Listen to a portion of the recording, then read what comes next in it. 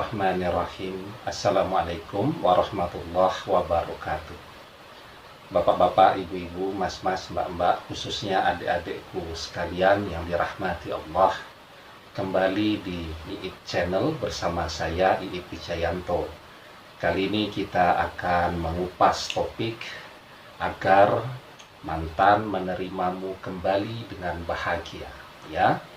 Jadi di antara penyebab perpisahan itu biasanya ketika salah satu pihak mulai menyadari bahwa ritme dari hubungan cinta yang dijalani ini ada kesalahan, ya. Baik itu di dalam bagaimana mengelola hatinya. Kita bisa melihat, ya, banyak orang kemudian merasa menderita karena memiliki pasangan yang terlalu posesif, ya. Jadi serba tidak boleh, ya. Yang kedua, karena memang di dalam pola interaksinya terlalu banyak menghasilkan perbuatan dosa, ya.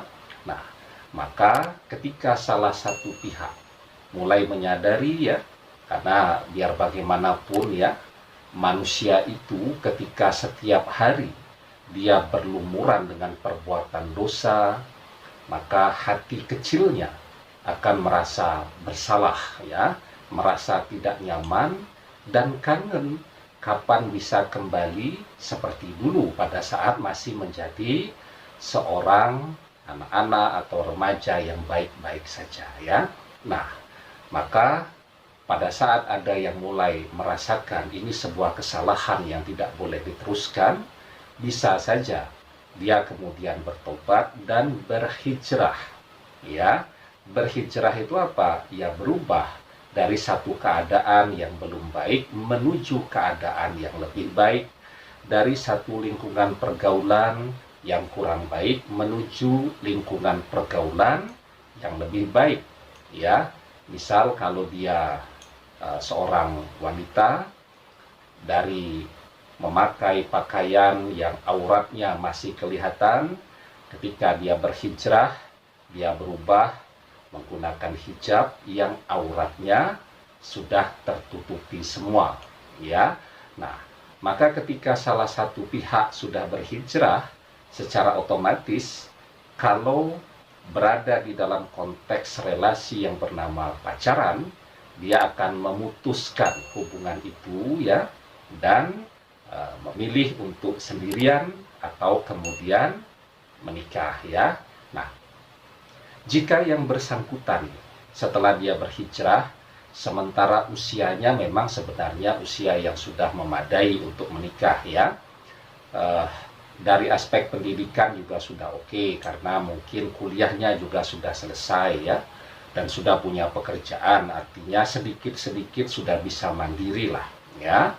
Nah, tetapi dia belum memutuskan akan memilih siapa menjadi pendamping hidupnya. Itu menunjukkan bahwa dia masih mencintai Anda dan sangat berharap agar Anda juga menjadi seseorang yang sekufu, ya, sederajat di dalam masalah keimanan, ya, menjadi seseorang yang pantas untuk menjadi suami atau menjadi istri, ya. Nah, oleh karena itu, ketika Anda ingin diterima dengan bahagia oleh yang bersangkutan, maka kuncinya adalah berubah menjadi sosok yang lebih baik.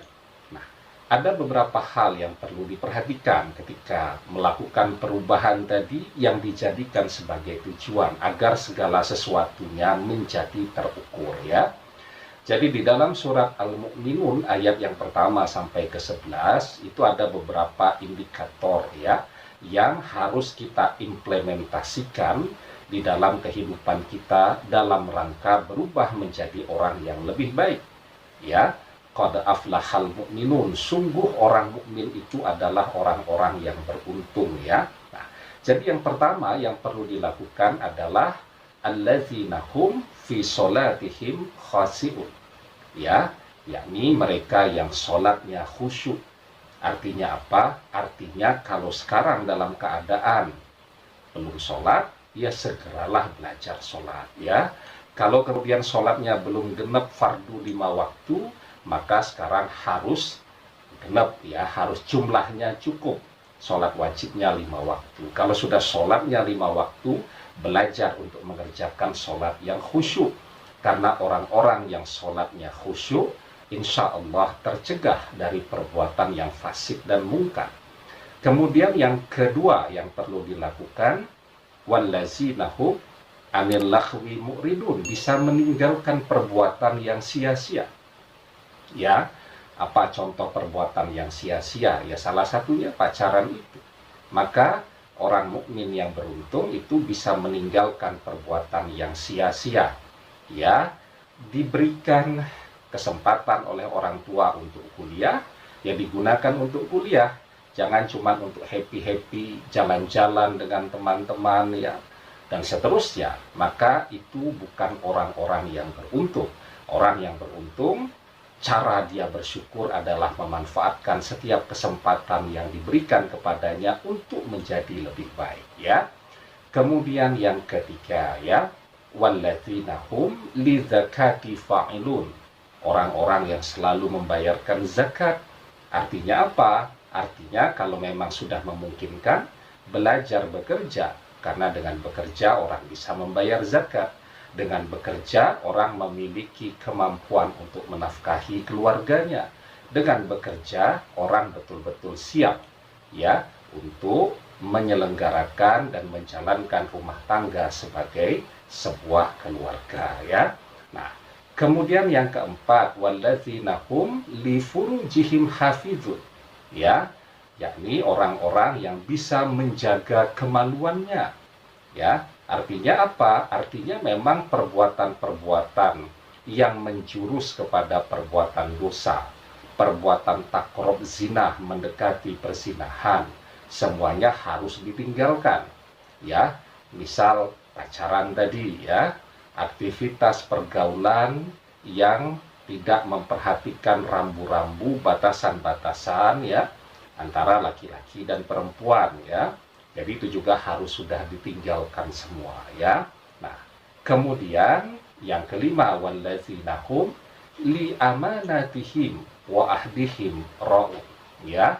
Amanah, menepati janjinya, menepati setiap perkataan yang dia ucapkan ya. Kemudian walladzina hum ala sholawatihim yuhafizun, yakni orang-orang yang senantiasa memelihara waktu-waktu salatnya. Jadi kalau masuk waktu duha, sempatkan walaupun cuma 2 rakaat untuk mengerjakan sholat duha ya. Mengiringi sholat zuhur misal dengan sholat sunat qabliyanya atau sholat sunat ba'diyanya ya. Kemudian kalau sudah malam, jangan lupa untuk mengerjakan sholat malam walaupun sempatnya 2 rakaat dan mengerjakan sholat witir ya. Ketika transformasi ini dilakukan, seorang misal wanita yang sudah berhijrah, saya yakin dia akan dengan sangat bahagia menerima mantannya kembali, tapi bukan lagi pacaran kan, tetapi konteksnya sekarang adalah menikah ya. Bagaimana kalau sudah berhijrah ternyata tetap tidak diterima? Ya artinya yang bersangkutan bukan orang yang beruntung si mantan tadi ya. Ketika Anda berusaha menjadi orang yang lebih baik, menjadi orang yang beruntung seperti yang dijelaskan di dalam surat Al-Mu'minun tadi, maka dia tidak mau menerima Anda, artinya dia tidak beruntung. Dan Anda akan mendapatkan seseorang yang jauh lebih baik dari yang bersangkutan. Kesimpulannya apa? Menjadi orang yang lebih baik itu adalah modal besar untuk bisa bertemu dengan jodoh yang terbaik. Demikian, semoga bermanfaat. Wallahu a'lam bishawab, billahi taufiq wal hidayah. Assalamualaikum warahmatullahi wabarakatuh.